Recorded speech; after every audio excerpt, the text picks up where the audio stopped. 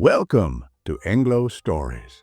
Today, we have a classic fairy tale that has been loved by people around the world for over 200 years.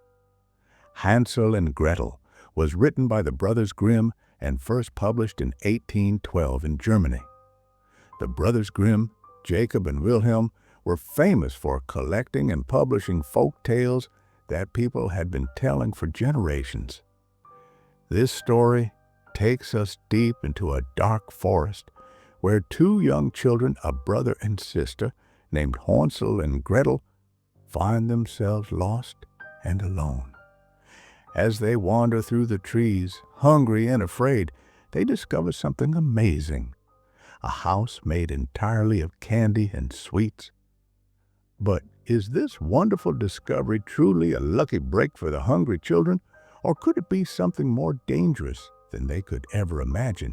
Let's find out in today's story of courage, cleverness, and survival. Now let's begin the story. Once upon a time, near a great forest, there lived a poor woodcutter with his wife and two children. The boy's name was Hansel, and the girl's name was Gretel. The family had very little to eat, and when a terrible famine spread across the land, the woodcutter could no longer provide even daily bread for his family. One night, as he lay in bed worried about his family's future, the woodcutter's wife, who was the children's stepmother, suggested a terrible plan. "We will take the children deep into the forest tomorrow, make a fire for them, give them each a small piece of bread, and then leave them there. They will never find their way home, and we will be free of them," she whispered. "No," said the man with a heavy heart.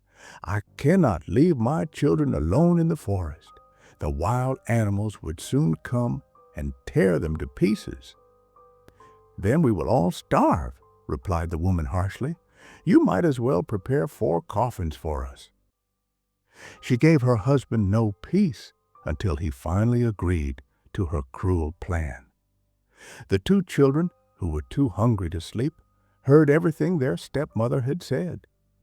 Gretel cried bitter tears, but little Hansel comforted her. "Don't worry," he whispered. "I have an idea that will help us find our way back home." When everyone was asleep, Hansel quietly got out of bed. He put on his little coat, opened the door, and slipped outside. The moon was shining brightly, and the white pebbles around the house glittered like silver coins. Hansel filled his pockets with as many pebbles as would fit. Then he went back to bed, whispering to Gretel, "Sleep well, little sister. God will not forsake us." Early the next morning, before the sun had fully risen, the stepmother came and woke the children. "Get up, you lazy bones. We're going into the forest to collect wood." She gave each of them a small piece of bread and warned, "Save it for lunch. That's all you're going to get today." As they walked to the forest, Hansel kept dropping tiny white pebbles from his pocket onto the path. When they reached the middle of the forest, their father made a fire and told the children to rest while he and their stepmother gathered wood. "When we're finished, we'll come back to get you," he promised, though his heart was breaking.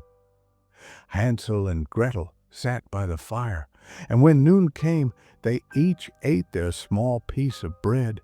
They heard the sound of an axe hitting a tree and thought their father was nearby.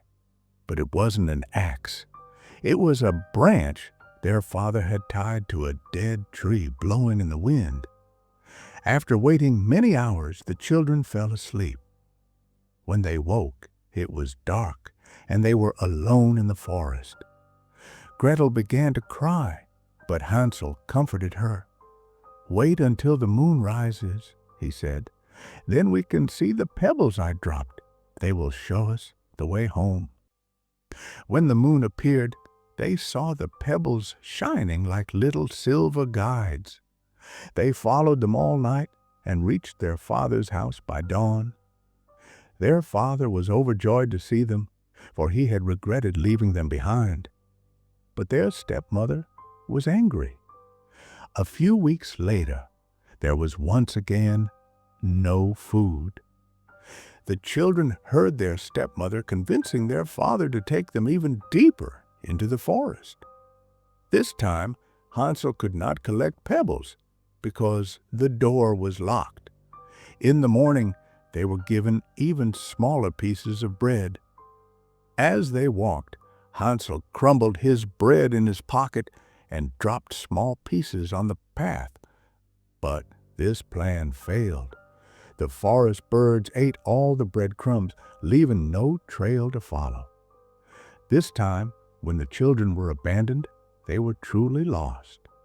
They wandered for 3 days, getting deeper into the forest, growing more hungry and desperate with each passing hour. On the 3rd day, the hungry and exhausted children spotted something extraordinary. In a small clearing stood a house unlike any they had ever seen. Its walls were made of gingerbread, its roof of cakes, and its windows of clear sugar. "Look, Gretel," Hansel exclaimed, "we can eat from this house and fill our empty stomachs." Hansel reached up and broke off a piece of the roof to taste, while Gretel began to eat one of the sugar windows. Suddenly, they heard a soft voice calling from inside. "Nibble, nibble, little mouse, who is nibbling at my house?" The children were so hungry they ignored the voice and continued eating.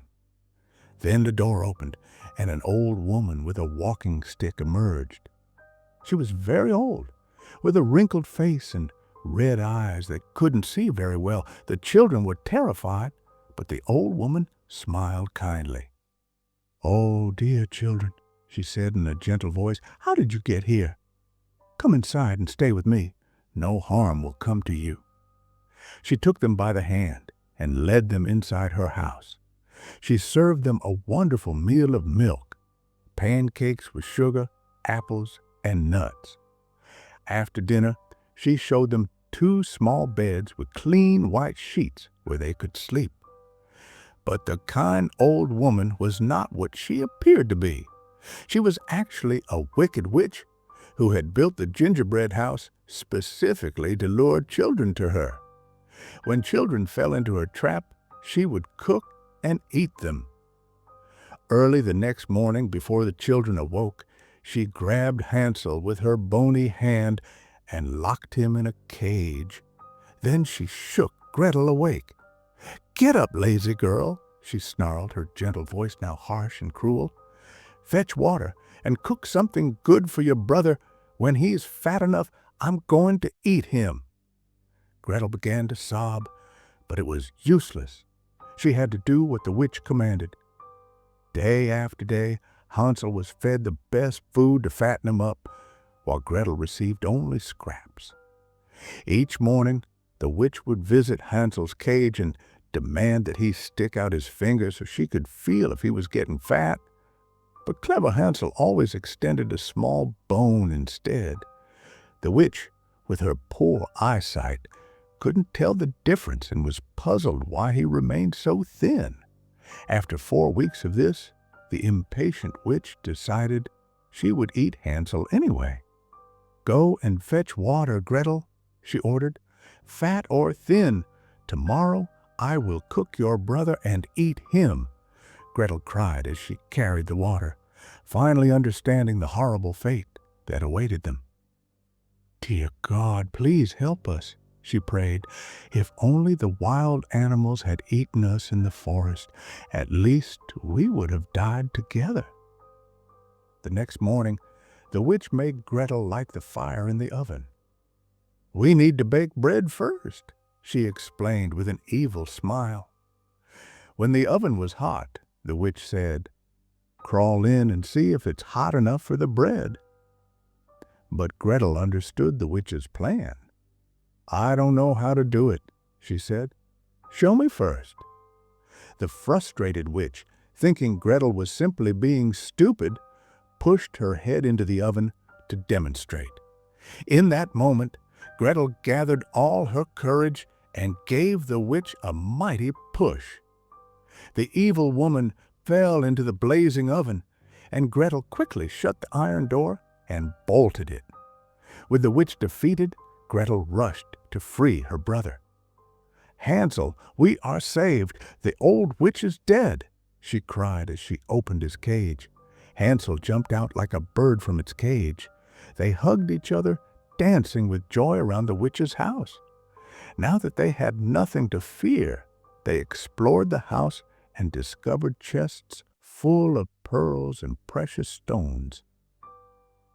"These are better than pebbles," laughed Hansel, filling his pockets. Gretel added, "I will take some home too," and filled her apron.